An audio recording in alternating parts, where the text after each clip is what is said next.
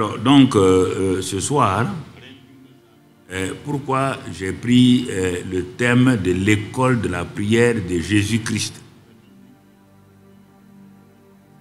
Parce que toute la Pâque tourne autour de Jésus le Christ. Ça ne tourne autour de rien que de Jésus-Christ. Et pourquoi j'insiste beaucoup sur la prière? Il faut écouter, en tout cas si tu es là ou bien si tu peux écouter sur YouTube ou bien Impact TV, il faut m'écouter et si tu pars m'écouter avec des pensées que tu as déjà reçues, tu peux manquer complètement tout ce que je vais dire pendant ces 3 soirées.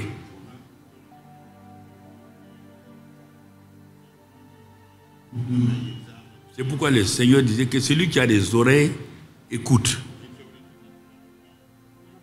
Ils l'ont déjà écouté. Ils l'ont entendu. Mais pourquoi il dit maintenant que celui qui a des oreilles, écoute? Ils ont entendu, ils ont écouté, mais ils n'ont pas saisi exactement ce qu'il voulait dire. Et ça amenait Jésus-Christ, quand ils sont seuls, part à part, de prendre les paroles qu'il a dites en public pour enseigner à ses disciples en privé.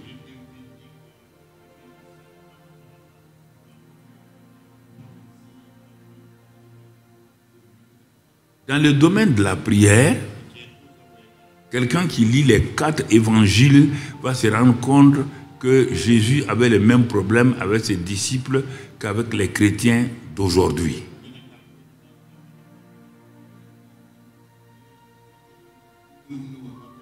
Écoutez, et si ton cœur est humble, tu vas comprendre. Au temps de Jésus, il y avait 3 groupes de gens. En gros, il y avait les Juifs descendants d'Abraham. Et c'est pourquoi Jésus a dit dans Jean 4 à la Samaritaine, nous les Juifs, nous connaissons Dieu. Mais vous les Samaritains, vous ne le connaissez pas. Vous ne connaissez pas ce que vous voulez adorer. La femme a essayé de réagir à ça. Jésus dit non. Il dit l'heure vient et elle est venue. Afin que les vrais adorateurs, parce que Dieu étant esprit, adorent Dieu en esprit et en vérité. Donc vous voyez, les Samaritains avaient les 4 livres de Moïse. Ils n'étaient pas un peuple païen. Ils étaient à côté de la vérité. Mais ils étaient à côté de la vérité loi, pas grâce, la vérité loi. À cause de ça, et la femme là connaissait le patriarche Jacob par son nom, par beaucoup de choses. Et c'est pourquoi elle pouvait parler des patriarches. Elle parlait de la religion, mais elle n'en avait pas une connaissance réelle. Ça, c'est le deuxième groupe. Donc, les Samaritains. Premièrement, les disciples qui sont issus de la grande famille d'Abraham. Deuxième groupe, les Samaritains qui avaient une connaissance littéraire, une connaissance légale des 4 livres de Moïse.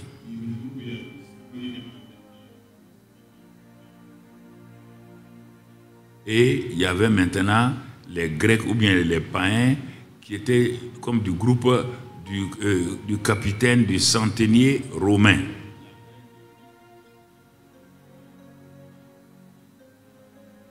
Ils ne faisaient pas partie de l'alliance, ils n'avaient pas d'alliance avec le Dieu d'Israël.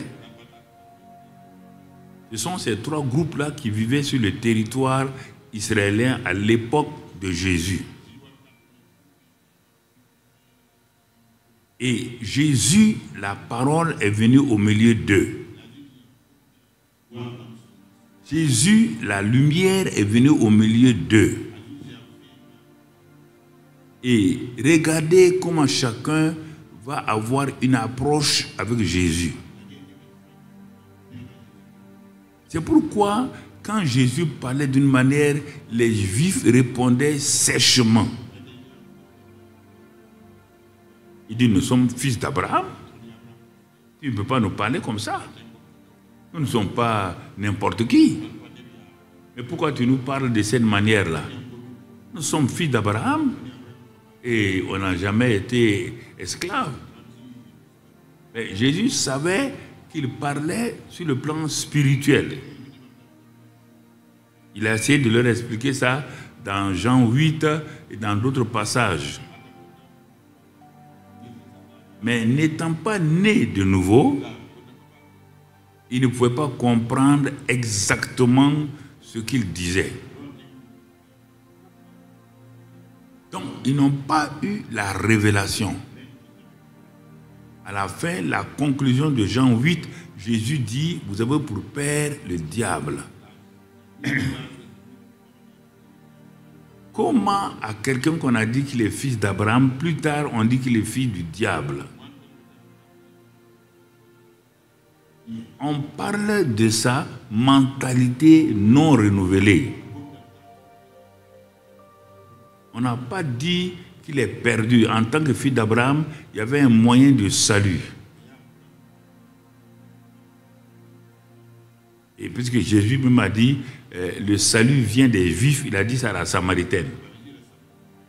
Alors, quand vous écoutez ça, vous êtes étonné de voir comment ils n'ont pas pu percevoir la révélation de ce que Jésus disait. À la fin, c'est plus tard qu'ils vont comprendre. Donc, vous voyez bien, mes frères et sœurs, quand il y a une révélation qui est là, ce qui s'oppose toujours à la révélation, ce n'est pas les mauvaises doctrines. Ceux qui s'opposent à la révélation, ce sont ceux qui sont censés être les plus éclairés et les croyants. Le croyant avec une révélation minimale croit qu'il connaît et il s'oppose à la vérité.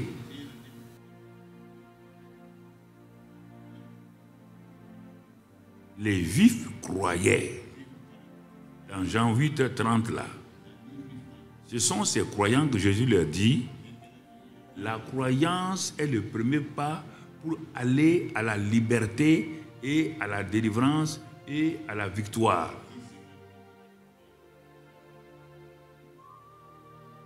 Le chemin de la liberté, c'est de suivre, après avoir cru, c'est d'être en relation avec la parole de Dieu.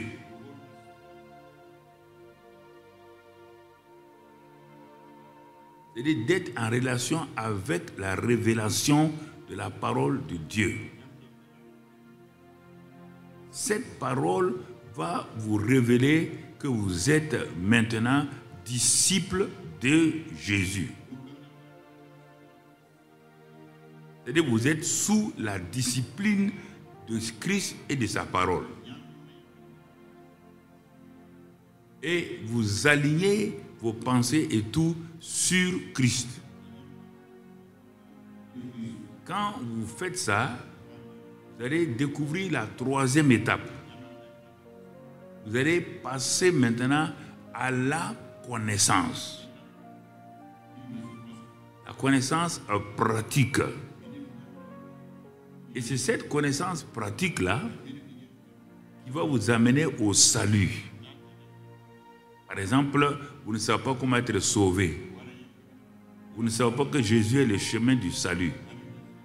Maintenant, en demeurant dans la parole, en étant disciple, vous allez découvrir et vous allez faire de Jésus sauveur. Vous ne savez pas comment sortir de la malédiction. pas la prière qui fait sortir quelqu'un de la malédiction. Sinon, il y aurait même plus, au temps de Jésus, il n'y aurait même plus qu'un seul maudit en Israël. Quand on vous dit ça, vous braquez, vous croyez que on veut remettre en cause. Non. Et Jésus est venu. Mais ce n'est pas ça. Il a dit, si vous demeurez, vous connaîtrez. Et quand vous avez connu, la libération, la liberté arrive. Est-ce que vous comprenez? C'est ça qu'il faut. Il faut m'écouter ces 3 soirées. J'ai dit à Dieu de me donner le maximum. Ceux qui ne comprennent pas, qui pensent que peut-être il ne veut pas prière là. Mais regardez tout ce qui est là. Vous croyez que ça vient des choses? Tout ce qui est au centre là. Ça vient de la prière.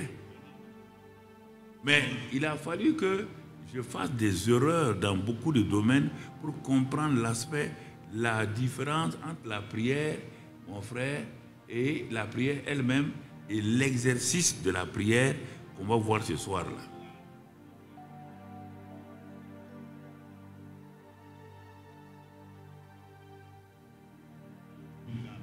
Et quand moi-même j'ai compris ça, les prières parfois que je faisais là, j'ai changé.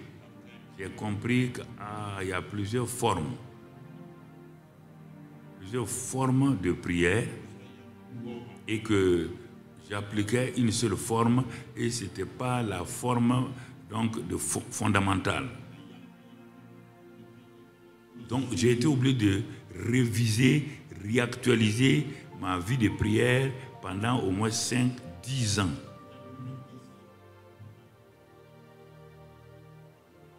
C'est moi qui conduisais les prières violentes ici.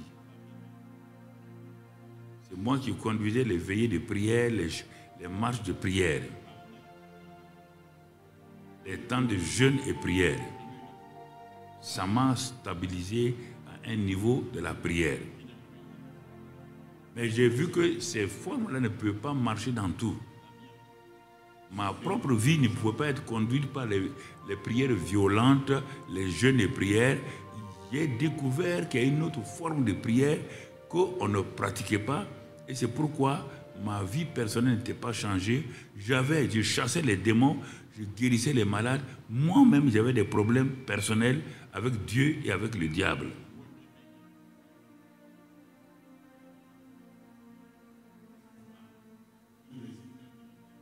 En cherchant les solutions, tout doucement, je suis arrivé. Et la plupart d'entre nous sommes à ce stade-là. Vous êtes contents quand vous faites des prières. Ce que j'ai dit, c'est normal. C'est comme ça que tous. Voilà, on dit les violents héritiers du royaume. Les violents spirituels. Les violents dans la prière. Les violents dans le jeûne. Les violents dans ceci ou cela. Mais il faut regarder qu'il y a certains domaines de notre vie, ces formes de prière-là ne peuvent pas nous aider. C'est pourquoi, quand tu vois quelqu'un réussir quelque part, là où tu réussis là où tu réussis, tu laisses ça de côté pour voir pourquoi dans ce domaine-là, toi tu ne réussis pas et pourquoi lui il réussit. C'est qu'il a trouvé quelque chose. Va changer avec lui. Va t'asseoir avec lui. Ah, comment toi tu fais? Dans ce domaine-là, je suis encore comme esclave.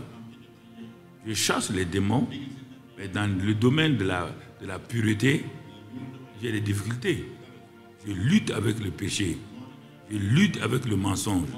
Je lutte avec ça. Comment toi tu as fait? Je te connaissais.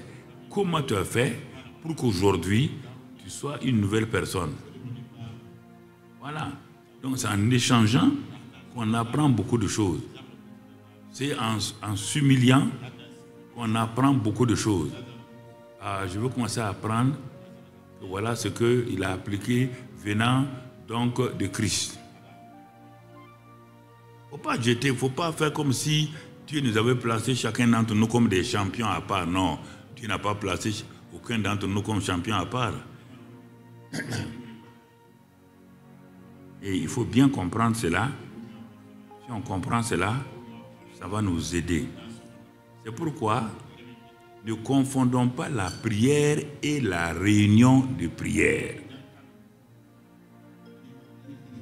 Or, la plupart des chrétiens, 99%, quand ils parlent de la prière, ils parlent des réunions de prière, ils ne parlent pas de la prière elle-même. La prière est une chose, la réunion de prière est une autre chose.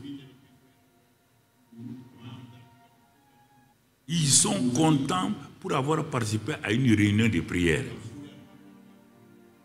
Le fait d'avoir élevé leur voix, d'avoir parlé, d'avoir crié, ça donne la joie. Mais regardez-les au dehors, quand ils ont fini, la situation pour laquelle ils sont venus là n'a même pas bougé d'un iota. Quelques jours plus tard, ils sont découragés. Ça veut dire que ce qu'ils ont appelé prière là, c'était une réunion de prière, mais pas la prière. Il faut bien m'écouter. Il ne faut pas aller interpréter autrement. Il faut bien écouter. On peut chauffer une salle. Les gens ont crié, mais quand ils sortent, 99% des gens n'ont même pas reçu une réponse à leur prière.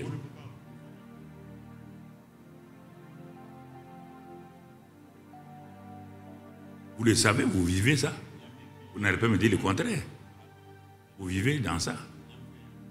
C'est pourquoi j'ai attiré l'attention pour qu'on s'arrête pour voir comment on va aller. Dieu dit, ce n'est pas nous qui avons inventé la prière. C'est Dieu qui a parlé. Quand l'homme est tombé, l'homme n'était pas censé prier Dieu dans le jardin d'Éden. Il était simplement en communion avec lui.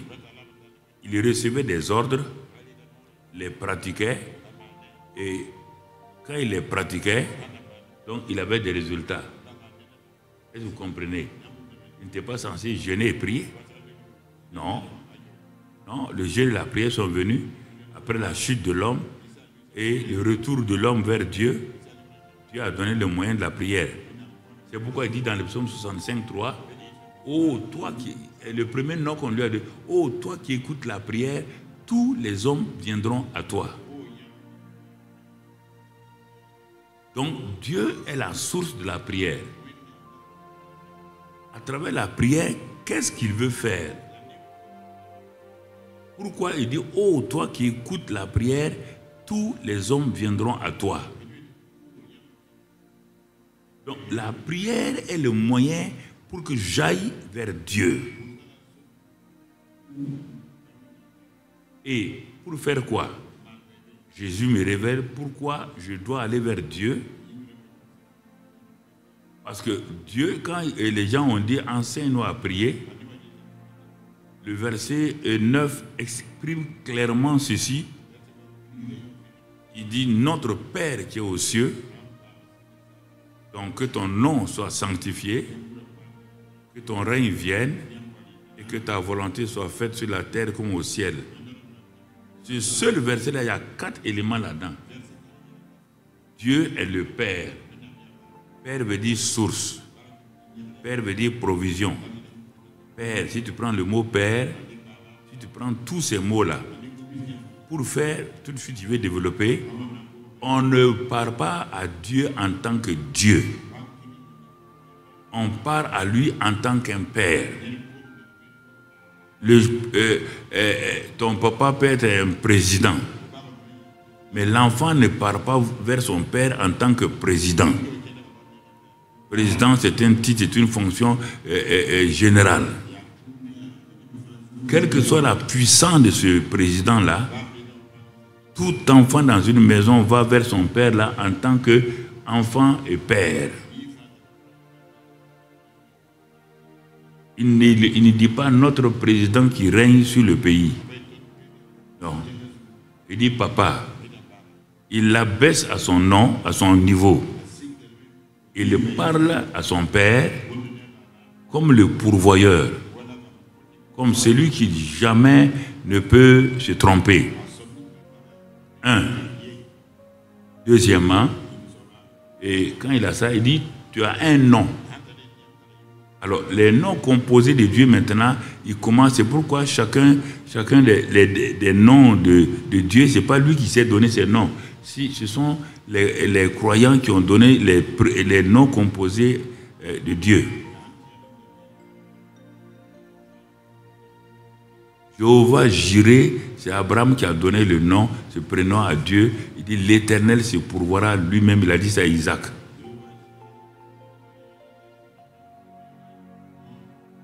Donc, que ton nom soit sanctifié, mis à part. Troisièmement, quand ce nom-là, tu les connais, tu les mets à part. Troisième élément, toujours du verset 9. Que ton règne vienne. Ah, tu vois, il est notre Père, notre Papa a un nom composé, et cela va te donner maintenant d'entrer en contact avec ce Père-là qui a une fonction, un titre qu'on appelle que ton règne vienne. Il est roi des rois.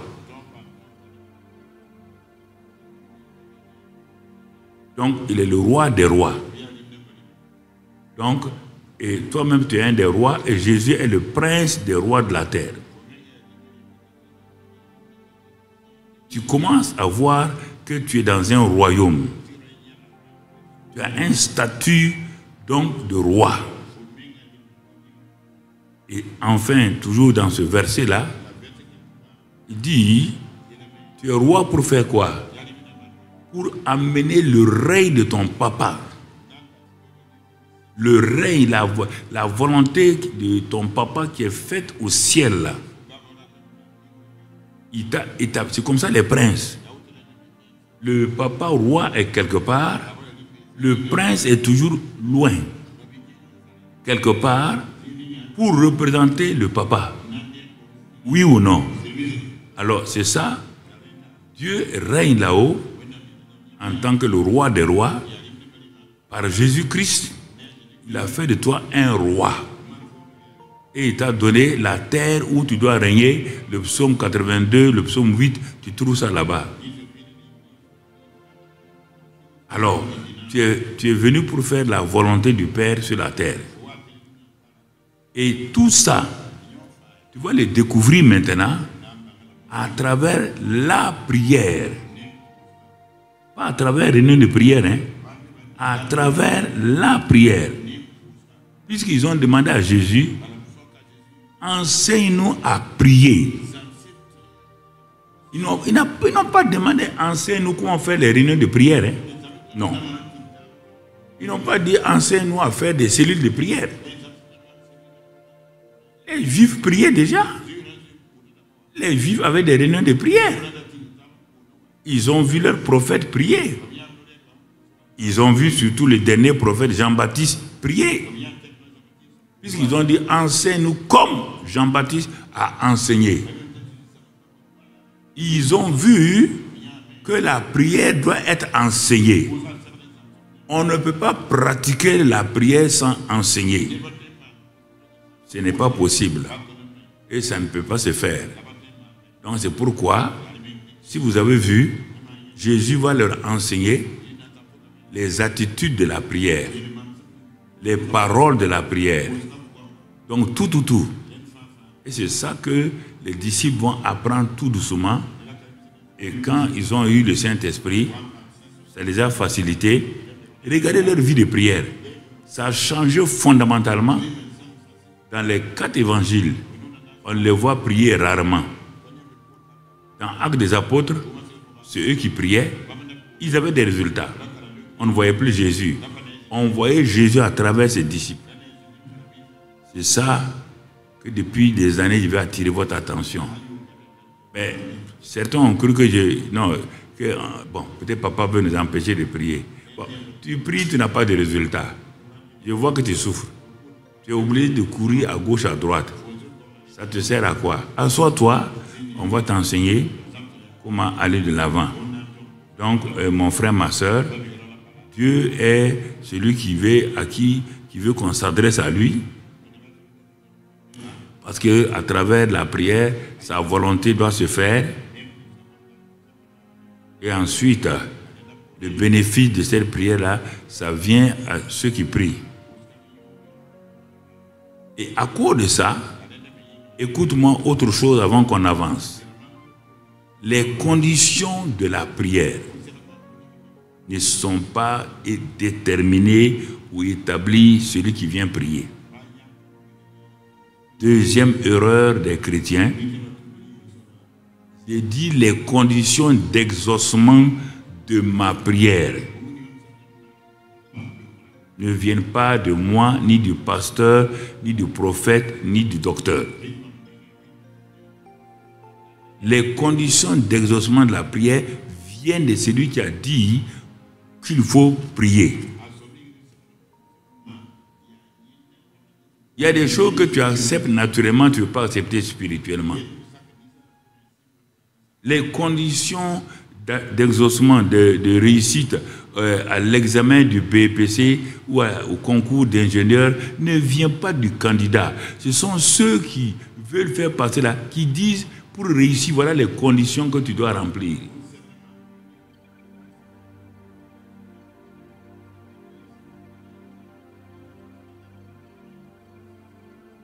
Mais la plupart des chrétiens vont chez Dieu avec leurs propres conditions. Ah, pour le mariage, voilà ma condition. Tu as regardé la volonté de Dieu? Non, je pose la question. Il faut que vous m'écoutez, les pasteurs autres là. Sinon, vous allez faire des erreurs. Les conditions d'exaucement viennent de celui qui exauce. Ne vient pas de toi. Ne vient pas parce que tu as des problèmes. Il te dit, pour être exaucé dans tel domaine, voici les conditions. C'est dans la Bible. Si tu obéis à ces conditions-là, tu verras ta prière. Mais toi, tu n'obéis pas. Tu fais toutes sortes de prières. Tu n'es pas exaucé. Si tu veux démarrer ta voiture, tu as mis la clé, tu as tourné, la voiture ne démarre pas. Une fois, deux fois, et la batterie est en train de se décharger, sache une chose, c'est qu'il y a un problème. Arrête-toi, sinon tu vas griller la batterie. Rapidement, on dit au diable que c'est le diable. Le diable ne peut rien. Le diable n'a aucun pouvoir contre toi. Ah oui, ça je te dis clairement. Quel que soit le problème qui t'impose, il n'a aucun pouvoir contre toi. Sinon, il y a longtemps, il t'avait éliminé. Retourne là d'où tu viens, pose la question à celui qui exauce là, quelles sont les conditions que je dois remplir? Il y en a plein. Il y en a des physiques, il y a des conditions morales, il y a des conditions de relation, il y a plein de choses. Sinon vous allez dire aux gens, bon allez faire comme ça, faire. Il va faire, ça ne marchera pas. Il faut qu'on se mette d'accord pour aller doucement.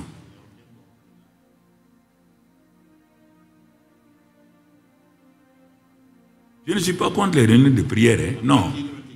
C'est parce que tu ne comprends pas la prière que je te parle. Tu ne peux pas me dire que ce que je viens de dire là, c'est faux. Tu ne peux pas voir dans la Bible quelqu'un qui a fait quelque chose sans que Dieu lui ait dit de faire et les conditions que Dieu lui a dit de pratiquer. Et quand il fait ça, voilà le résultat. Je ne peux pas me lever pour dire Seigneur, je veux ça là. Il dit, ah bon? Toi et moi, on a parlé de ça. Est-ce que dans ma parole, j'ai dit ça? Non, non, non. C'est moi qui veux. Dieu me dira, mon ami, je n'exauce pas les gens comme ça. Donc tu bois. C'est pourquoi, ayant vu toutes ces choses-là, donc les disciples sont allés à Jésus. Ah, on a commencé à comprendre. Donc enseigne-nous. Ils ont déjà chassé les démons. Ils ont déjà guéri les malades.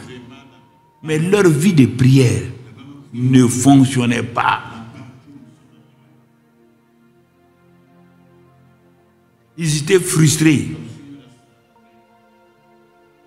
Comme la plupart nous sommes frustrés, avec des malades dans nos maisons,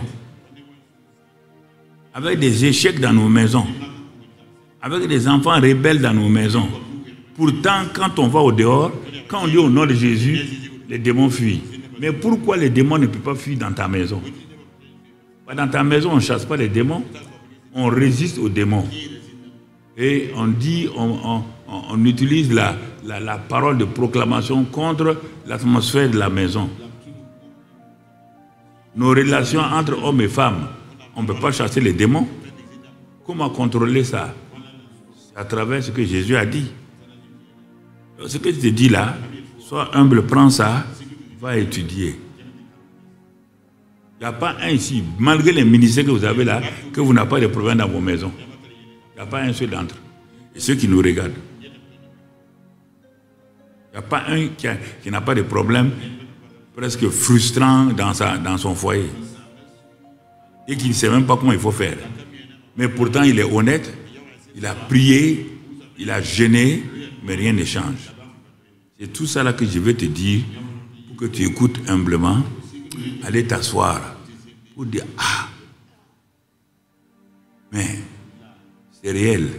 Mais si tu veux t'entêter, continue à chasser un démon où il n'y a pas de démon, le démon ne te répondra pas puisqu'il n'est pas là. Parce que tu n'es pas rempli de la parole. Ce que Jésus n'a pas dit, ce que tu veux faire, mais il ne va pas te répondre. Donc c'est pourquoi notre titre d'introduction, c'est « Prie pour nous ou enseigne-nous à prier ». Écoutez, regardez le titre. Ah, prie pour moi. Ou je peux dire prie pour moi, ou je peux dire enseigne-moi à prier. Ça fait deux choses. Pour te montrer encore un autre aspect, j'ai faim. Régulièrement, j'ai un ami qui est un bon ami. Comme j'ai faim et je n'ai pas de moyens, chaque fois que je vais chez lui, oh mon ami, donne-moi un poisson. Il me donne les poissons. Je nourris ma famille avec ça un jour, 2 jours. Un jour, 2 jours encore, je m'en vais chez lui. Mon ami, donne-moi un poisson. Je vais nourrir ma famille. Au bout de quelque temps, toi-même, tu seras gêné et ton ami sera gêné. Et c'est la plupart des chrétiens font cette pratique-là. Quand ils te téléphonent, priez pour moi. Et les gens se précipitent pour prier pour eux. Tu pries pourquoi? Parce qu'il t'a dit de prier. Et tu pries seulement. Tu t'appuies sur quoi? Toi-même qui pries là, tu t'appuies sur quoi? On dit de se mettre d'accord. Tu t'es mis d'accord avec lui ou elle sur quelle base, sur quelle parole? Voilà la question.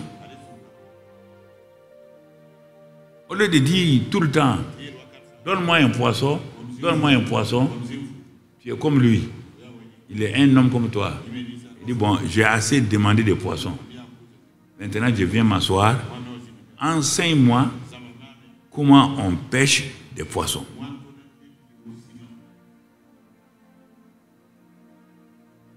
Enseigne-moi. Je veux passer à un niveau supérieur. Je ne veux pas être un chrétien mendiant, demandant toujours, alors que par l'enseignement, je peux avoir accès aux mêmes poissons dans l'eau. Car il me faut un hameçon, ou bien un filet, et les techniques de pêche, tout. Si j'ai ça, moi aussi je m'en vais, je jette le filet, comme tu m'as enseigné, et mon filet sera rempli de poissons. Comme ça, on sera 2 pêcheurs qui vont aider les gens. Sinon, je serai quelqu'un qui dépend de toi, et les jours que je ne prie pas pour toi, tu es fâché. Tu t'en vas critiquer. Bon, les pasteurs là, on connaît, on ne sait même pas ce qu'ils sont. On leur dit de prier, ils ne prient pas, alors que nous donnons nos 10 000 offrandes. Tu viens de fermer la porte devant toi. C'est fini. Tu dis, ah bon, toi tu critiques mon serviteur. Tu sais quel prix il paye pour toi? Quand toi tu dors, lui il ne dort pas. Quand toi tu es dans la joie, lui il pleure pour ton âme. Au lieu de reconnaître ça, tu le juges. La porte est fermée. Tu n'as pas accès. Et quand on te dit ça, ça t'énerve plus. Il faut l'intelligence et la sagesse pour comprendre ces choses-là. Alors mon frère, ma soeur, Donc, nous devons dire, pasteur, prie pour moi. Parce que ma vie, vraiment, j'ai fait beaucoup de choses. Au lieu de dire, prie pour moi là, je viendrai, vous allez m'enseigner un peu. Parce que l'autre jour, quand vous enseignez, j'ai compris telle chose, mais ce n'est pas bien. Alors, je vais venir pour que vous m'enseigniez la prière pour marcher dans tel aspect de ma vie. La vie de prière normale d'un chrétien est composée comme suit. J'ai pris 3 grandes formes de prière simplement. Après, on va développer, puisque dans le mois de mai, Dieu voulant, on va entrer dans l'école de la prière de façon intensive.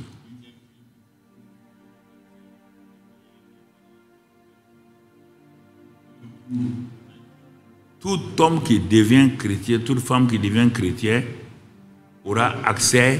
devra avoir accès à ces 3 formes de prière. La première forme de prière à laquelle tu dois avoir accès, c'est la prière du lieu secret. On va développer tout ça après, mais je te donne ça aujourd'hui. Quand on a dit à Jésus, enseigne-nous à prier, il n'a pas enseigné la prière de l'église locale. Il a enseigné d'abord la prière du lieu secret d'un chrétien. Donc tu vois, est-ce que tu comprends?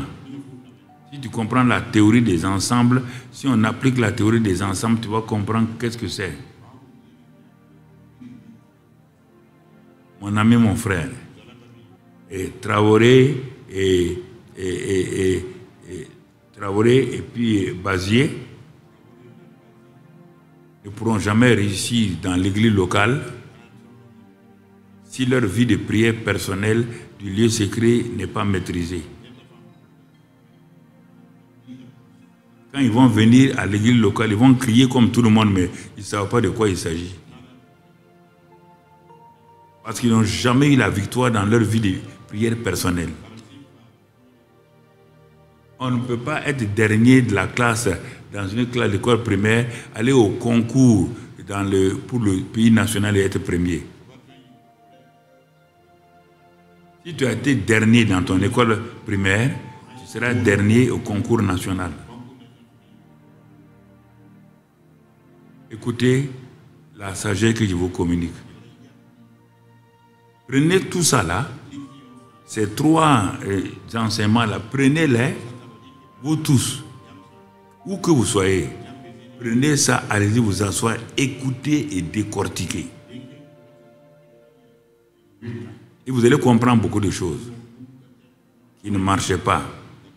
Donc c'est pourquoi il y a le premier niveau, j'ai dit pour moi-même, la vie de prière du lieu secret.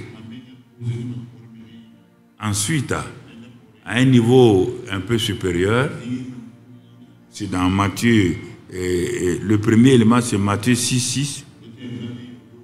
Deuxième niveau, Matthieu 18:18, c'est la prière d'accord. Si 2 personnes s'accordent sur la terre et demandent une chose quelconque, elle leur sera accordée par mon Père qui est dans les cieux. Donc, si j'apprends et tu apprends à avoir une vie de prière fructueuse, le jour que tu auras des problèmes et que tu n'arrives pas, tu vas chez ton frère là. Et les 2 ensemble, la corde à 2 fils ou à 3 fils, elle est solide. Et la loi des 2, dans le livre de l'Ecclésiaste, ça va fonctionner. Dans Amos 3:3, 2 marchent-ils ensemble sans être d'accord? Ma vie de prière est arrivée à un niveau. Lui aussi, sa vie de prière. Maintenant, à 2, quand nous allons nous accorder d'un cœur, sans amertume entre nous, tout de suite là, la loi des 2 va commencer à marcher. On dit que si tu as un salaire, si vous êtes 2, le salaire sera plus grand. Si vous dormez ensemble, et que vous avez froid, mais vous aurez chaud maintenant. Donc tu vois, si quelqu'un vous attaque, vous êtes seul. Si un deuxième vient vous aider, vous allez vaincre l'adversaire. Donc la vie de prière personnelle, la vie de prière d'accord. Et enfin, quand je connais ça, je vais passer au troisième niveau, c'est la prière publique qui est faite à l'église ou à des grandes réunions de prière. Si vous avez des gens qui ont appris la vie de prière personnelle et ils ont du fruit là-bas, de temps en temps, quand ils prient avec quelqu'un, en s'accordant selon Matthieu 18, ils ont des résultats. Si vous mettez ces gens-là ensemble dans une église locale, ils ne peuvent pas échouer. Le succès continue à les accompagner. Mais ce n'est pas parce qu'on est dans une église locale qu'on va venir crier. On va croire que Dieu va nous exaucer. Ah non. Il faut bien écouter. Intercesseur, il faut écouter pasteur. Il faut écouter. Bon, si vous pensez que vous avez d'autres solutions, il n'y a pas de problème. Bon. Dieu secret. Prière d'accord. La maison de prière. Jésus dit, ma maison sera une maison de prière. C'est là où on prie. C'est là aussi où on voit des signes. Là où on voit aussi la bonne main de Dieu. Donc, mais ce n'est pas le pasteur. Or, aujourd'hui, c'est le pasteur qui fait presque tout. C'est comme l'Ancien Testament. Le prophète seulement qui travaille. Mais Dieu a démocratisé spirituellement. Tous les chrétiens, vous recevrez une puissance et vous allez faire ça. Mais c'est toujours les pasteurs qui travaillent. C'est toujours les pasteurs qui travaillent. Mais ça ne peut pas aller. Dans mon corps, chaque membre du corps travaille en son temps et selon la capacité que Dieu lui a donnée. Bon, c'est ça. Jésus était là pendant 30 ans. Il a travaillé 30 ans comme charpentier. Mais il avait sa vie de prière personnelle. Donc, sans voir les prières de Jésus, parce que Dieu nous les a cachées, il n'a pas dit les prières personnelles de Jésus, mais il nous montrait la vie de prière personnelle, la vie du lieu secret de Jésus, comment il pratiquait la prière.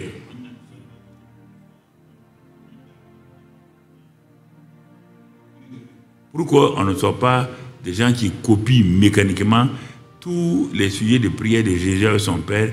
Il n'a jamais dévoilé, sauf dans Jean 17, il a dévoilé une partie.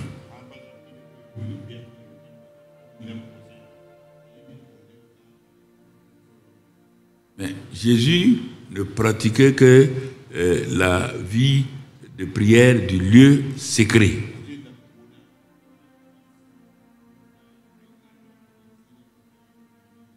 Écoutez, ouvrez la Bible simplement. Vous allez le voir chaque fois qu'il rencontrait son Père. Il ne commençait pas sa journée sans rencontrer son Père et savoir ce que le Père veut de lui. Est-ce que toi tu sors de ta maison avec une volonté du Père entre tes mains? Toi tu sors seulement parce que tu veux que Dieu te protège aujourd'hui, il mette son sang sur toi. Tu crois que Dieu est ton petit copain? Tu crois à ce mensonge-là? Regarde. Regardons par exemple dans Matthieu 14, 23. Matthieu 14, 23 par exemple. Quand Jésus eut renvoyé la foule, il monta sur la montagne pour prier à l'écart.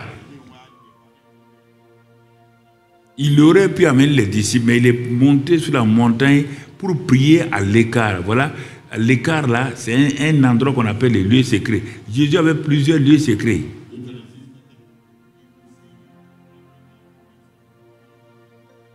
Même quand il priait à l'écart là, c'était son lieu secret. Il savait transformer tout endroit physique, moral et tout en lieu secret.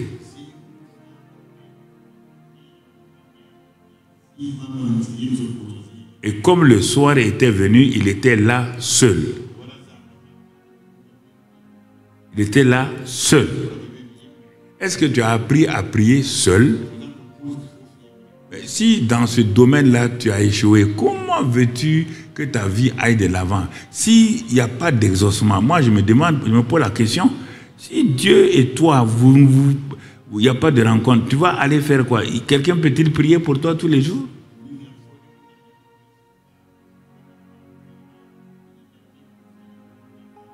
Il était seul. As-tu appris à être seul? Le lieu secret, tu es là seul. On parle de physiquement. Sinon, quand on va détailler, quelqu'un t'a déjà dévancé. C'est Dieu lui-même. Mais du point de vue physique, là, la prière du lieu secret se pratique seul. Quand tu as appris ça, tu vas aller à la prière d'accord et la prière publique. Donc, deuxièmement, allons dans Marc 1, 35, 39. Et apprenons aussi un autre aspect du lieu secret de Jésus.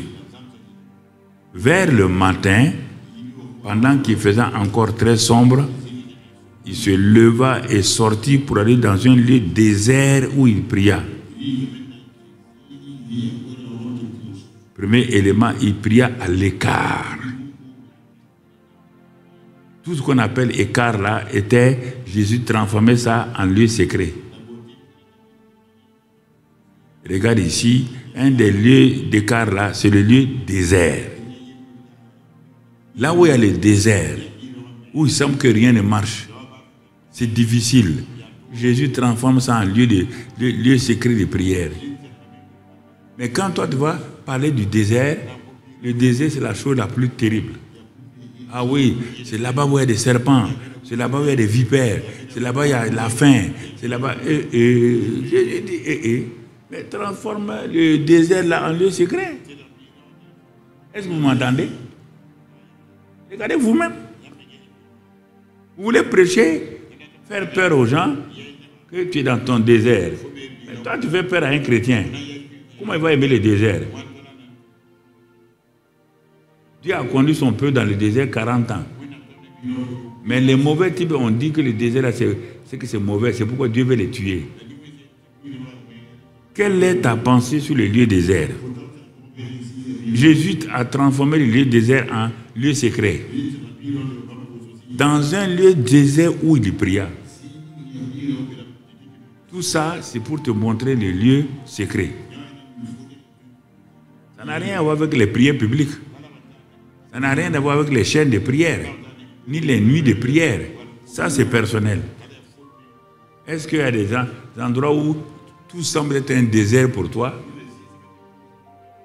Tout est sec. Et tu es là-bas, ou c'est là-bas que tu vas pratiquer la louange, l'adoration pour ton Père. Ça, c'est le deuxième lieu. Écart, désert. Allons dans Luc 5. Si nous voyons ce que Jésus... C'est pourquoi il dit à Jésus, enseigne-nous. S'il n'a pas pratiqué, il ne peut pas enseigner.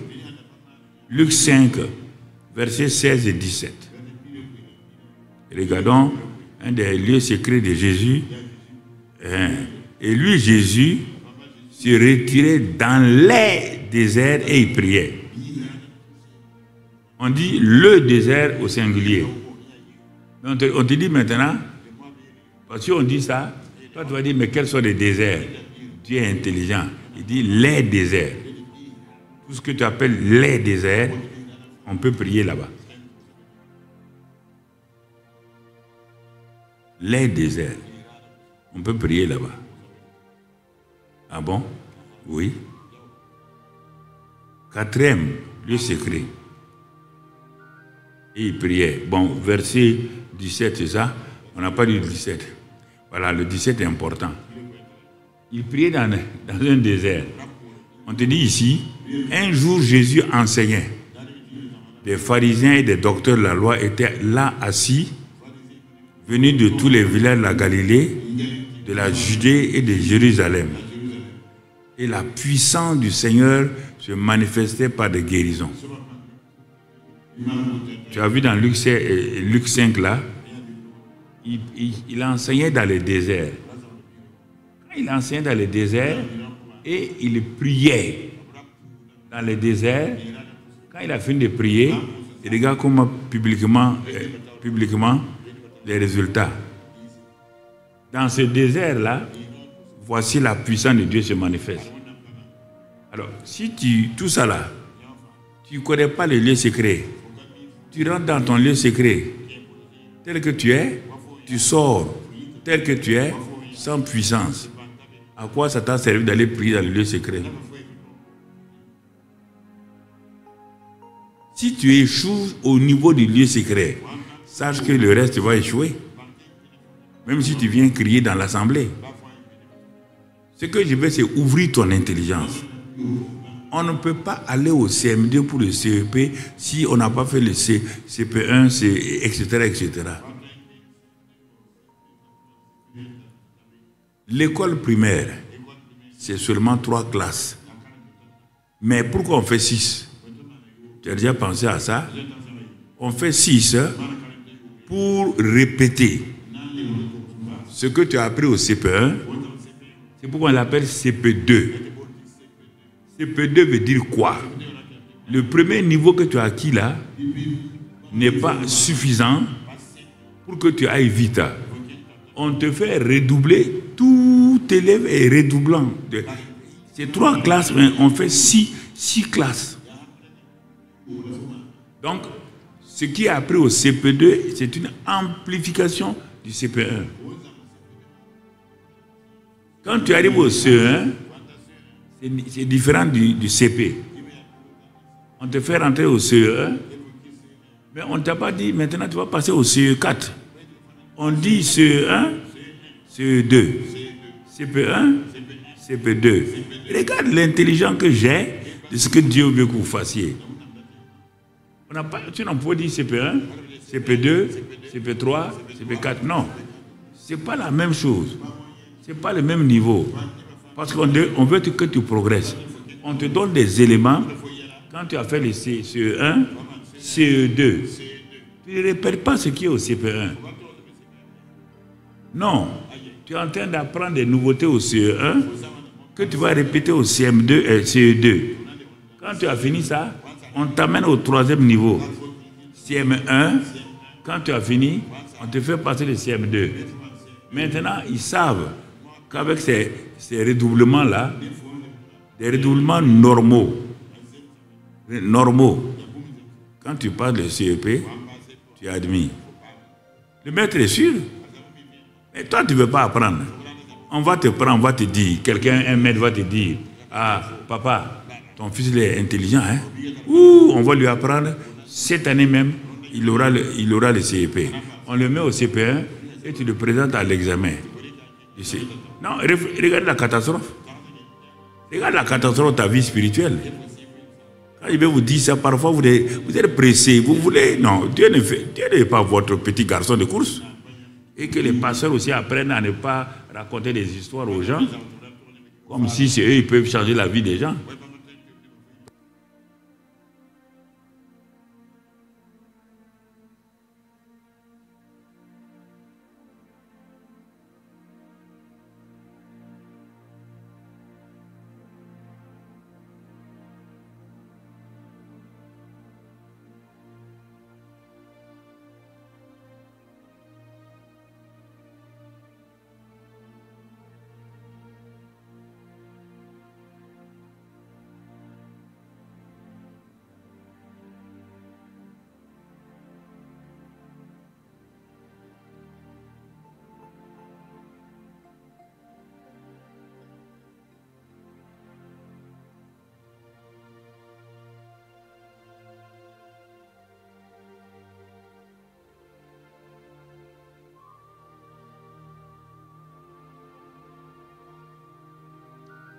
Gloire à Dieu.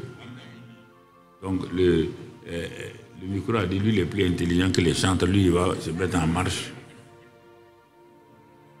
Ok, merci beaucoup, micro. Donc, est-ce que nous voyons? C'est pourquoi, bon, vraiment, que Dieu m'aide à vous faire passer le message là sans problème. Voilà. Non, parce que ce que je dis là, si vous vous asseyez, vous regardez, Dieu vous a parlé plusieurs fois, mais vous n'avez pas voulu. Parce que vous voulez aller rapidement. Les hommes ont trouvé que pour que quelqu'un aille de l'avant, il faut lui faire redoubler normalement la classe qu'il a chose là.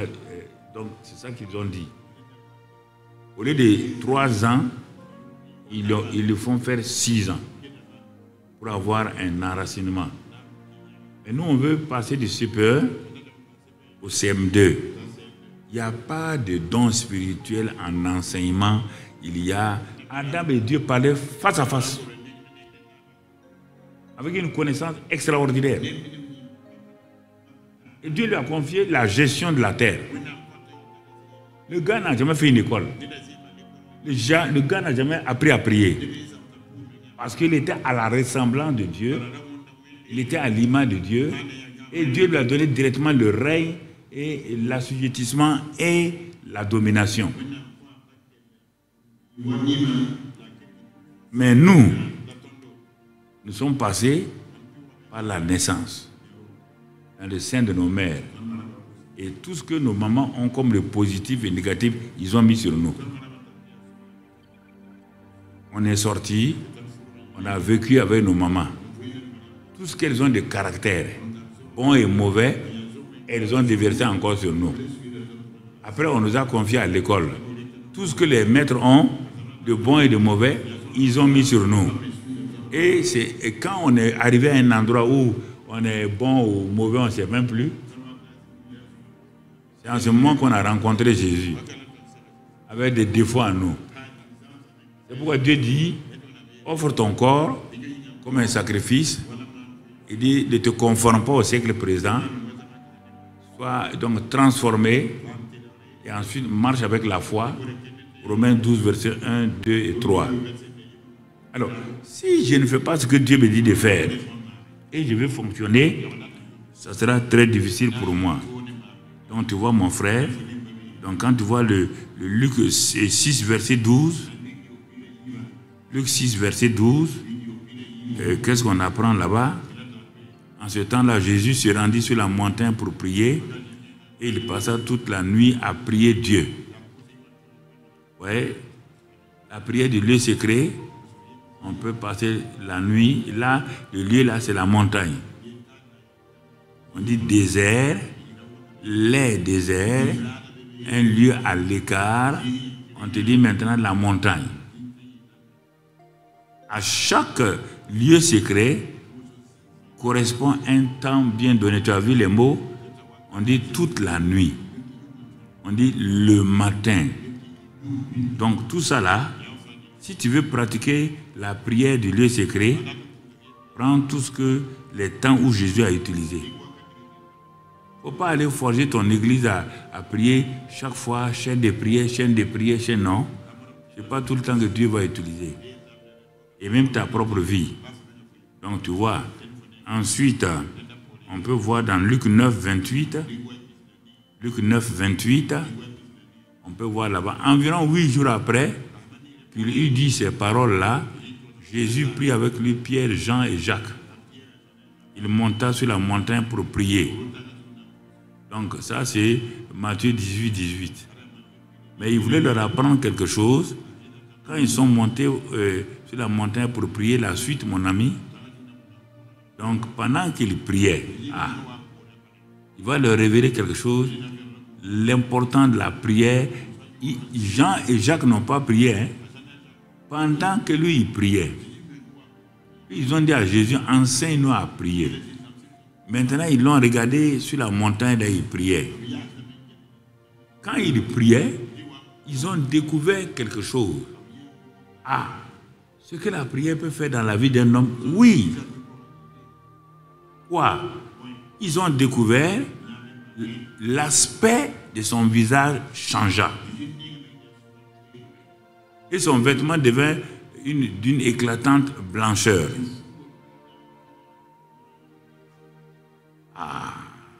Donc, quand on prie seul devant le Père, arrivé à un moment donné, voilà ce qui se passe. C'est pourquoi quand Moïse a découvert, quand il priait là-haut, et que Dieu a Dieu a ensuite lui donné de faire l'arche, quand tu vois dans Exode 33, donc qu'est-ce que Moïse a fait? Il a pris l'arche là, pas le tabernacle, hein, il a pris l'arche, il a fait mettre comme un lieu de rendez-vous. Parce que Moïse a commencé à connaître Dieu. Il a su que la prière personnelle là était le moyen pour entrer en communion, en intimité avec Dieu. Il ne partait pas là-bas pour chercher la gloire. Il ne partait pas là-bas pour chercher, non, pour chercher des choses. Il voulait savoir comment le peuple Dieu conduit son peuple. Dieu dirige son peuple. Et puis il transportait les requêtes du peuple à Dieu. Sur l'arche, sur le propitiatoire qui était sur l'arche entre les deux chérubins. Et quand il amenait le sang, il sait que le sang, c'est le moyen par lequel Dieu va commencer à baisser son regard sur ce qu'il va faire. Il ouvrait la bouche maintenant pour parler. Et quand il parlait, Dieu lui répondait. Or, au commencement, il ne pouvait rentrer qu'une seule fois par an, et Aaron, son frère, une seule fois par an dans le lieu secret. Le tabernacle était composé de 3 parties. Il y a l'autel d'airain qui représente comme la croix, où on fait les sacrifices, où on prend le sang pour amener dans le lieu secret.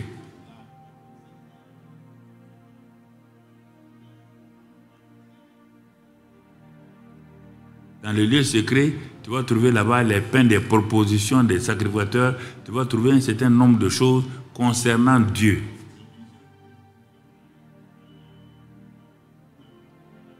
Mais Dieu n'était pas là-bas. Non, Dieu n'était pas là-bas. Dieu était dans le lieu très secret. Et entre le lieu secret et le lieu très secret, il y a un rideau. Tu vois un simple rideau. Mais tu n'as pas le droit d'aller au-delà du rideau si Dieu ne t'a pas invité. Si tu n'as pas eu accès à l'autel d'airain, passer par le lieu secret, tu ne peux pas rentrer dans le lieu très secret. Dans le lieu très secret, il y a ce qu'on appelle, avec le lieu secret, la table des pains de proposition. Dans le lieu très secret, tu vas rencontrer donc la table donc des parfums. L'adoration véritable. Quand tu rentres, il y a la table des parfums. Il faut monter l'adoration réelle devant Dieu. Tu as vu, tout ça là, il n'y a pas de cérémonie. Hein? C'est la présence de Dieu. Le lieu secret, c'est la présence où tu rencontres Dieu. Je vais te montrer tout à l'heure par la prière. Tu vas rencontrer Dieu de façon spécifique. Et quand tu as fini avec le truc des parfums, il y a l'arche à côté. L'arche de la présence du Seigneur.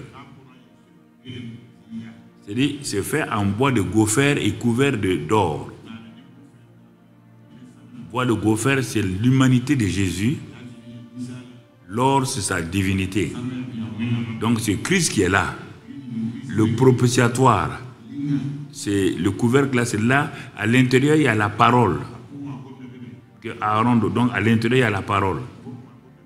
La parole est en Christ. Le propitiatoire, c'est là où le sang est versé pour révéler à Dieu que je suis là-bas du sang, que je suis dans ce lieu secret-là.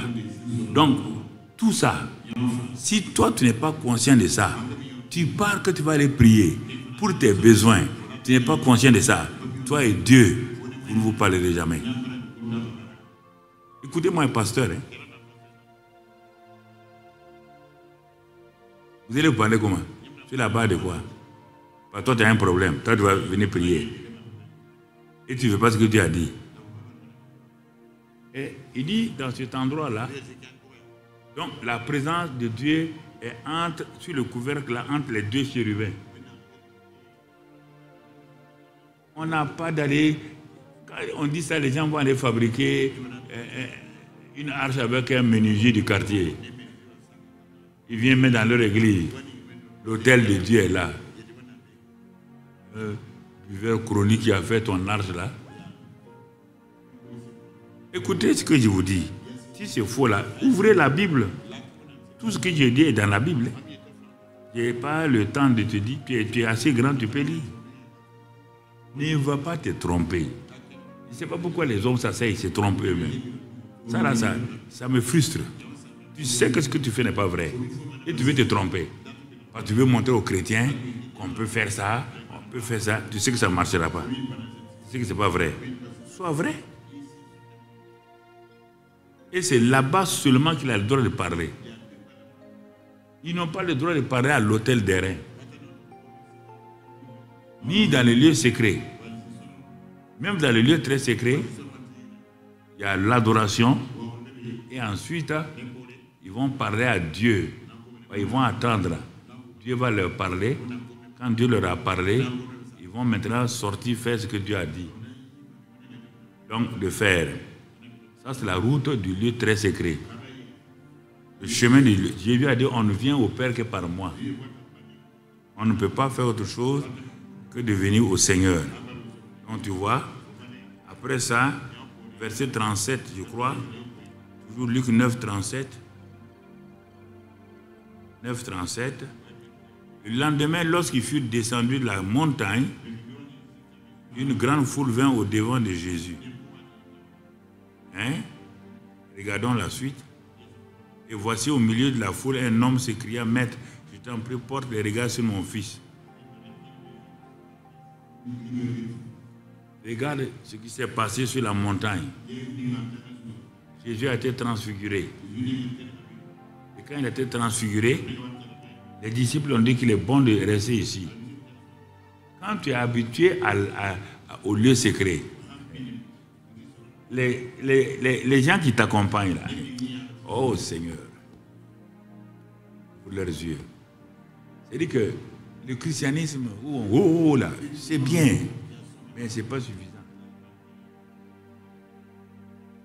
Jésus était là-haut, roi de ses meilleurs disciples. Il était avec lui. Ils sont assis, ils ont regardé un aspect de la prière de Jésus dans le lieu secret. Jésus a prié. Quand il a prié, il parlait avec qui? Il parlait avec le Père. Et quand il a commencé à parler au Père, il est tellement habitué à cette communion-là qu'à un moment donné, la nuit est venue couvrir. Tout à l'heure, je vais te montrer ça. Dans le lieu secret, c'est une intimité entre toi et Dieu.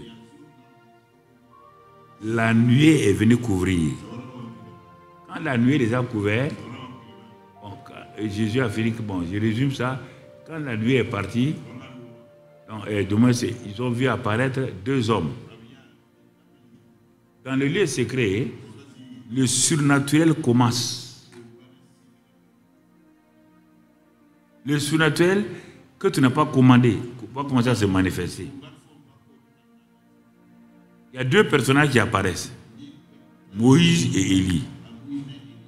Pierre, Jean et Jacques n'ont jamais vu Élie ni Moïse. Jamais. Mais dès qu'ils ont vu, ils ont reconnu. Dans le lieu secret, les voiles, écoute, il ne faut pas te passionner. C'est bon, tu as raison. Il y a quelque chose qui se passe. Toi, tu pries au dehors. Tu fais des grands miracles au dehors. Mais quand tu viens dans les lieux secrets, Dieu ne te parle même pas. Sache qu'il y a un problème qui ne va pas.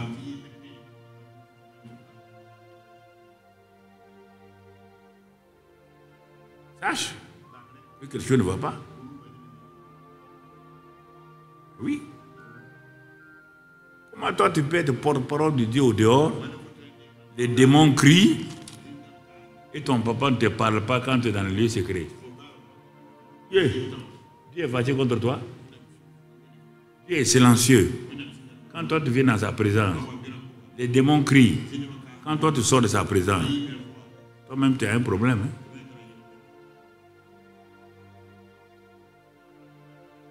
Quel jour Dieu t'a parlé? À quel moment la gloire de Dieu est venue? La gloire de Dieu est venue sur Moïse. Quand Moïse est descendu, il dit non, Seigneur, le peuple a vu. Il ne peut pas regarder le visage de Moïse, tellement son visage est glorieux. Et Moïse était obligé de mettre un voile sur son visage pour qu'on ne voit pas la gloire. Tu comprends? Mais regarde ce que Moïse va dire. Il est tellement habitué à ça, maintenant, qu'il dit à Dieu, Seigneur, fais-moi voir ta gloire. Le peuple a vu ta gloire sur moi. Je veux moi-même voir ta gloire. Je veux voir ta face. Tu dis, Moïse, l'homme ne peut pas voir ma face et vivre. Je viendrai, tu me verras de dos. Et quand il est venu, donc Moïse, ils ont commencé à crier, gloire, gloire et tout. Dieu est passé. C'est ça, sur la montagne de la transfiguration, Matthieu 17. Quand la gloire est descendue et que Jésus, son visage est devenu transfiguré, mais les 3 disciples qui étaient habitués à Jésus naturel, c'est le même Jésus qui est là, mais il est transfiguré dans le lieu secret. Tu ne pars pas chercher des choses. Quand tu vas aller chercher des choses dans le lieu secret, tu cherches quoi? La présence de papa est là. Les gens sont là. Toi, tu pars dans le lieu secret avec ton cahier. Dans le lieu secret, on ne parle pas un cahier. On parle avec sa présence et la présence de Dieu. Parce qu'on cherche à la gloire de Dieu. On soupire parce qu'on a faim, on a soif de la réalité de Dieu. Et continue ça. Un jour viendra où le Seigneur va venir te visiter. Il va venir. Non, attends, là, il ne faut pas crier trop. Te visiter là, il va t'apporter quelque chose. Et tu seras étonné, mon frère. Moïse, il y a les 3 maintenant, tu vois. Pourquoi Moïse et Élie ont apparu? D'un côté, tu vas voir les 3 éléments de la vie des choses sur la terre. Celui qui est au milieu, c'est la grâce. Celui qui est à la gauche, c'est la loi. Celui qui est à la droite, c'est les prophètes. Donc les 3 éléments. Là où est la grâce, on dit dans le Nouveau Testament, la grâce, les prophètes et les choses ont apparu. Donc quand tu es dans le lieu secret, tu vas apprendre. Tu vas apprendre la dimension de ces 3 ministères-là. Le ministère de la grâce, le ministère de la loi qui était venu comme un pédagogue pour te conduire à la grâce. Et quand il y a ça, le mouvement prophétique. Le mouvement prophétique. Je n'ai pas dit prophète. Je n'ai pas dit prophétie. C'est différent avec le mouvement prophétique. Le mouvement prophétique vient, qui va au-delà du prophète et de la prophétie. Aujourd'hui, tout le monde est attaché à prophète. Mais il n'y a pas de mouvement prophétique. Il n'annonce rien. Si ce n'est pas, on pense que tel pays a tel problème, telle personne aura tel problème. Ça, ce n'est pas des mouvements prophétiques. Ça, c'est des prophéties qui se font dans les églises. Le mouvement prophétique, c'est pour le monde. Comment le royaume est en train d'envahir à travers les hommes. Et le Saint-Esprit va commencer à ouvrir vos yeux sur cette réalité-là. Et tu seras étonné de comprendre un certain nombre de choses. Luc 21, 37. On va terminer la vie de Jésus. Pendant le jour, tu entends, Jésus enseignait dans le temple. Et il allait passer la nuit à la montagne, appelée montagne des Oliviers. Pendant le jour, il est un enseignant.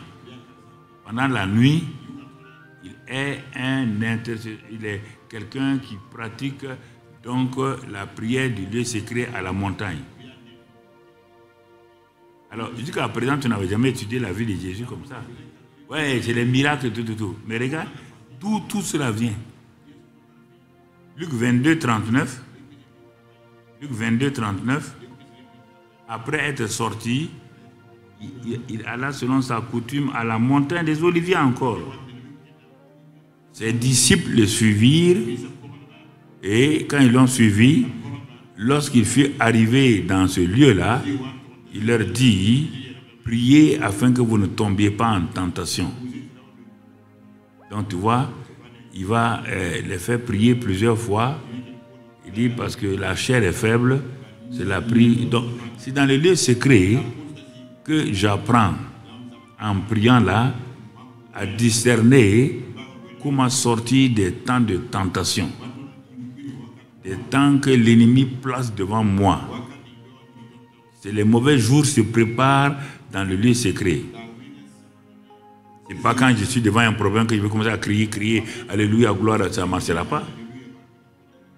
Donc Jésus, avant la croix, regarde-le à Gethsémani. Il n'y a pas de victoire à la croix sans victoire donc dans le lieu secret de la prière. Non. La victoire publique sur Satan se manifeste dans le lieu secret de la prière. Sinon, sans ça, ça n'ira pas. Donc, tu vois, j'ai parlé de cet élément ici, et la vie de Jésus. Regarde-le maintenant. On te dit qu'il allait de lieu en lieu parce qu'il était loin du Saint-Esprit et de puissance. À cause de ça, il allait de lieu en lieu pour faire du bien, pour délivrer tout ce qui était sous l'emprise du diable, car Dieu était avec lui. Donc, il transportait la présence de Dieu partout maintenant. Parce qu'il pratiquait la prière du lieu secret. Est-ce que tu as vu, c'est une réunion de prière? Non. C'est une rencontre entre le Père et le Fils. Je te pose la question. Tu rencontres le Père quand? À quel moment? Qu'est-ce que vous vous dites? Puisque Jésus dit après, dans Jean 5, dans Jean 8, dans Jean 12, dans Jean 14, toutes ces choses-là, que c'est dans le lieu secret que lui, il apprend à rencontrer le Père. C'est du lieu secret que quand lui il sort, il fait la volonté du Père, il fait ce qu'il a vu le faire Père, il fait ce qu'il a entendu le Père dire. C'est où? C'est dans son lieu secret. Qu'est-ce que tu entends dans le lieu secret? Qu'entends-tu? Toute la question est là. Toute la question est là. Que vois-tu? Ah bon? Toi, tu vas dans un rendez-vous intime avec le Père. Et tu sors là-bas. Tu n'as rien entendu. Tu n'as rien vu. Et tu veux mener ta vie comment? Puisqu'on te dit, dans le livre de Galates, ce n'est plus moi qui vis, c'est Christ qui vit. Si Christ vit en toi et qu'il demeure en toi et que le Saint-Esprit te conduit, le Saint-Esprit n'est pas muet. Il vient habiter en toi. Il n'est pas muet. Il parle. Il n'est pas aveugle. Il va te conduire. Comment il le fait? Qu'est-ce qu'il t'a dit aujourd'hui quand tu as étudié? Tu n'as même pas ouvert la Bible. Tu veux des secrets sans tenir compte de Dieu. Je ne comprends pas ça. As-tu fait l'école d'ingénieur sans apprendre tes leçons? As-tu fait l'école de professeur? Tu n'as jamais ouvert un livre? Non. Alors, mais pourquoi tu n'acceptes pas ce qu'on te dit là? Que tu crois Dieu n'est pas ta chose? Tu n'ouvres jamais son livre. Ça ne t'intéresse pas. La parole de Dieu ne t'intéresse pas. Si moi, ma parole ne t'intéresse pas, sache que je ne te saluerai jamais. Tu me méprises. Et si tu méprises Dieu, il ne va pas te parler. C'est normal. On respecte un homme pas par son corps, mais par sa parole. Quand tu fais ce qu'il te dit, il est content. Ce n'est pas parce que tu dis qu'il est bien habillé. Non. C'est à travers ses paroles. Alors donc tu vois ici, donc tu vois déjà ce que je te dis ce soir-là. Regardons rapidement 7 éléments. Bon, je résume parce que, comme on l'a dit, dans le mois de mai, non? C'est ça. On va développer tout cela. Mais j'ai voulu tenir ce séminaire-là pour te faire réfléchir et penser avant que le mois de mai n'arrive. On va voir dans le lieu secret là. Tu vas là-bas, tu rentres là-bas là, c'est pourquoi. On t'a dit simplement les temps et les lieux. C'est ce qu'on a vu dans la vie de Jésus. Ça peut être un lieu à l'écart, désert, montagne, tout ça là. Ça peut être le jour comme la nuit. Bon, laissons ça, tout ça là. Or, c'est ça que les gens disent, que lui, il prie la nuit. Laisse ça tranquille. Laisse ça. Mon frère, il y a des... dans les usines, là, les gens travaillent 22h à 6h du matin. Partout, tout le monde veille. Il n'y a pas de récompense pour ça. C'est parce que tu as mal dormi, tu dis que tu as veillé. Pas confondre insomnie et veiller. Voilà, tu ne dors jamais, tu as dit que toi tu as veillé. C'est une insomnie que tu as, tu n'arrives même pas à vaincre l'insomnie. Et tu veux vaincre le démon de l'insomnie. Comment tu vas faire? Mon ami, faut arrêter, écouter ce que Dieu te dit. Il y a 7 choses. J'ai pris, ce n'est pas 7 seulement, il y a 7 que tu dois comprendre lorsque tu vas dans le lieu secret et que tu commences à pratiquer la prière du lieu secret. Comment on le fait? On a vu les lieux où tu dois pratiquer.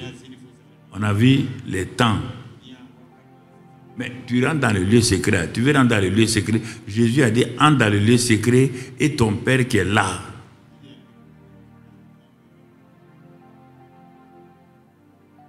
Quelle est la pratique que Dieu veut que tu apprennes dans le lieu secret?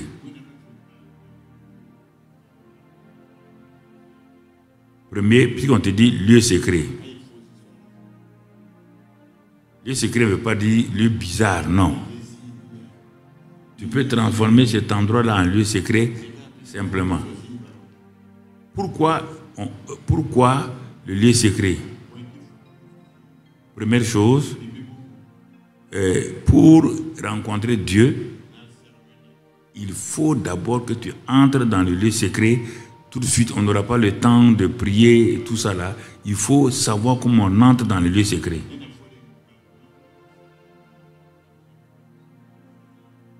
Homme de Dieu, je vais vous donner un micro, vous allez me dire comment on entre dans le lieu secret. Est-ce qu'il y a un candidat? Non? Comment on rentre dans le lieu secret? Jésus te dit, entre dans le lieu secret. Comment on y entre? On te dit, quand tu vas aller là-bas, entre ici, entre là. Si tu ne sais pas comment on entre, tu vas aller attendre la porte. Vous voyez? Là, on va entrer dans le lieu secret. Dis-moi comment on entre. Bon.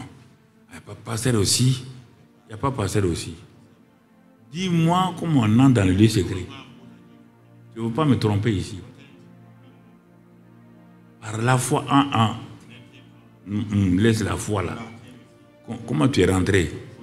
Tu es déjà rentré là-bas. Comment tu es rentré? Apprends-moi simplement. C'est là que tu te vois que tu n'es jamais rentré. Tu as chanté? Oui, mais tu n'es jamais rentré. Quand tu rentres, tu vas trouver quelqu'un. Première chose, entrer dans la présence de Dieu. Deuxième chose, la pratique de la prière dans le lieu secret. Quand tu rentres là-bas, tu vas rencontrer quelqu'un que tu ne connais pas, qui s'appelle un papa. Dans le lieu secret là, tu vas commencer à découvrir ce Père. C'est là-bas qu'on apprend à connaître Dieu. Parce que quand tu rentres dans le lieu secret et que tu restes là-bas, tu vas commencer à découvrir par le Saint-Esprit qui est là-bas. On te dit, prie ton Père qui est là. Mais tu ne le connais pas.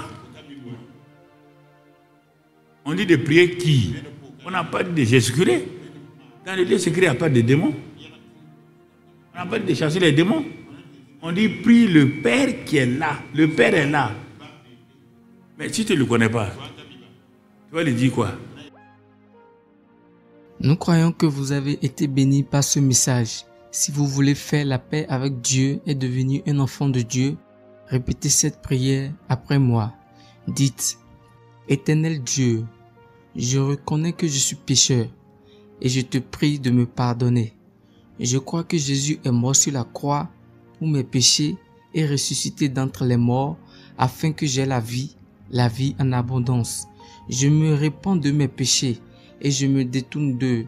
Je t'invite dans mon cœur et dans ma vie. Je veux te suivre en tant que mon Seigneur et Sauveur, dès maintenant et pour toujours. Au nom de Jésus, Amen. N'oubliez pas d'aimer et de partager la vidéo autour de vous afin d'aider quelqu'un. Pour vos questions, conseils et autres, vous pouvez nous contacter aux adresses qui se trouvent dans la description. Demeurez bénis et surtout n'oubliez pas, Jésus-Christ vous aime.